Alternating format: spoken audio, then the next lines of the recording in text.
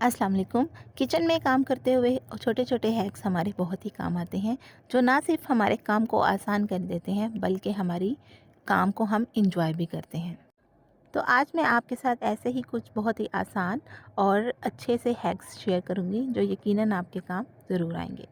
तो पहला हैक है जो यहाँ पे हमारे जो किचन में या रूम्स में इस तरह के स्विच बोर्ड्स होते हैं, किसी भी तरह के स्विच बोर्ड्स हों, वो ना इस तरह हाथ लगने से बार बार बहुत गंदे हो जाते हैं और हम बाकी सारी क्लीनिंग कर लेते हैं लेकिन इनके ऊपर हमारी इतनी तवज्जो नहीं होती है।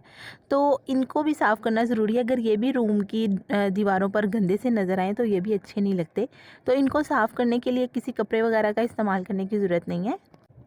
आप बहुत ही आसान तरीके से एक छोटी सी टिप्स इनको साफ़ कर सकते हैं। जी हाँ, यहाँ पर मेरे पास नेल पेंट रिमूव करने वाले स्वैब्स हैं जो हमें इस तरह से एक डिब्बी के अंदर मिलते हैं, जिनके ऊपर थिनर ऑलरेडी लगा होता है। इसके अलावा अगर आपके पास ये नहीं है तो जो थिनर नेल पॉलिश रिमूव करने के लिए लिक्विड फॉर्म में आपके पास होता है, उसे थोड़ा सा रुई पर लगाकर इस तरह से अपने स्विच बोर्ड के ऊपर हल्का हल्का सा रब करें। बहुत ही जल्दी आपके जो स्विच बोर्ड्स हैं वो बिल्कुल साफ़ हो जाएंगे और एक ही स्वैब जो है वो इस्तेमाल होगा। यहाँ पर देखिए मैंने एक ही यूज़ किया और एक ही से सारा बोर्ड बिल्कुल क्लीन हो गया। इससे ना सिर्फ आपका बोर्ड क्लीन हो जाएगा, आपको किसी कपड़े की किसी और चीज़ की ज़रूरत नहीं है। सिंपली इसी से ही आप इसे क्लीन कर लें। इसके बाद आपको इसके ऊपर कपड़ा भी लगाने की ज़रूरत नहीं है, बिल्कुल साफ़ हो जाता है और इसमें एक बड़ी अच्छी सी चमक भी आ जाती है। और यकीनन आपको जब आप इसको क्लीन कर लेंगे तो आपको ऐसा ही लगेगा कि जैसे आपने अभी अभी ये नया बोर्ड अपनी दीवार में लगवाया है।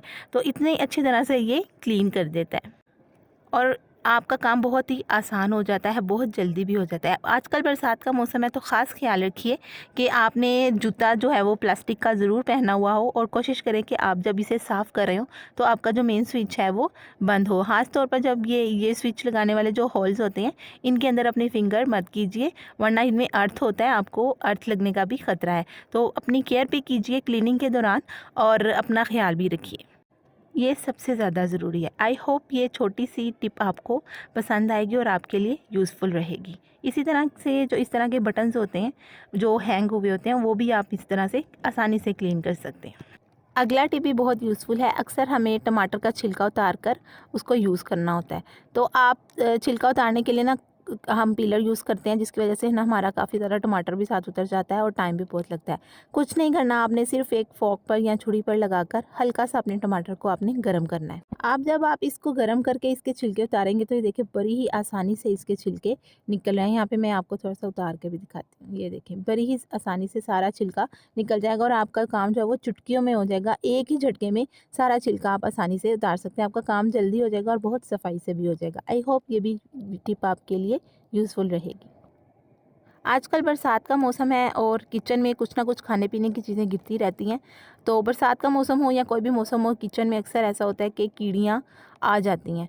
तो कीड़ियाँ, चींटियाँ और इस तरह किस्म की और चीज़ें भी, छोटे मोटे कीड़े भी हमारे किचन में हमें घूमते हुए नज़र आने लगते हैं। तो 1 चम्मच बेकिंग सोडे का लेकर, जो आम मीठा सोडा होता है, उसके अंदर 1 चम्मच हल्दी का डालें। जब भी आप किचन में काम कर रहे हो और आपको पता है कि आपके काम में यानी कि कीड़ियाँ आपको तंग कर रही हैं, चींटियाँ, तो इस तरह से इसकी एक लेयर सी दीवार के साथ साथ चारों तरफ जहाँ जहाँ भी आपकी स्लैब है वहाँ लगा दें। आप इसे कैबिनेट्स के अंदर भी लगा सकते हैं। इसके अलावा घर के किसी भी कोने में कीड़ियाँ आती हैं तो आप ये वाली ट्रिक यूज़ कीजिए, ये बहुत ही यूज़फुल है और चींटियों के लिए बहुत कारगर है। अगली टिप मेरी ये है कि जब हम दूध बॉईल करते हैं, जैसे ही हमारी नज़र दूध से हटती है हमारा दूध निकल जाता है। चाहे आप दूध के पास जितनी देर भी खड़े रहें, लेकिन वो बॉयल नहीं होता। जब जैसे ही आप उसके पास से हटते हैं ना, वो फ़ौरन ही निकल कर बाहर गिरने लगता है। तो हम इस दूध को साफ़ कर लेते हैं और इसे वेस्ट कर देते हैं। ज़ाहिर सी बात है, जब हम इसको साफ़ करते हैं तो हम इसको कपड़े के साथ और वॉश कर लेते हैं तो सारा जो है वो दूध ये वेस्ट तो हो ही चुका होता है। तो इस दूध को भी आप यूज़ कर सकते हैं। इस तरह से एक स्पंज की मदद से या किसी कपड़े की मदद से सारे दूध को इकट्ठा कर लें आप। जहाँ जहाँ भी आपका दूध है, थोड़ा सा भी है, तो उसको इकट्ठा करके एक बर्तन में जमा कर लें। अगर तो आपका दूध ज़्यादा गिर गया है तो आप इसको किसी बर्तन में डालकर किसी जानवर की यानी बिल्ली वगैरह को भी आप छत पे रख सकते हैं, किसी ऐसे बर्तन में डालकर जो आप इस्तेमाल नहीं करते। इसके अलावा अगर ऐसा नहीं करना तो इसके अंदर पानी मिक्स कीजिए तकरीबन 2 गुना और अपने पौधों में डाल दीजिए। इससे ना आपके पौधे बड़े हरे भरे हो जाएंगे और इनकी ग्रोथ भी बहुत अच्छी हो जाएगी। आप इस तरह से जब भी दूध आपका ज़ाया हो जाए तो आप इन 2 तरीक़ों में से कोई भी तरीका इस्तेमाल करने से ज़ाया ना करें।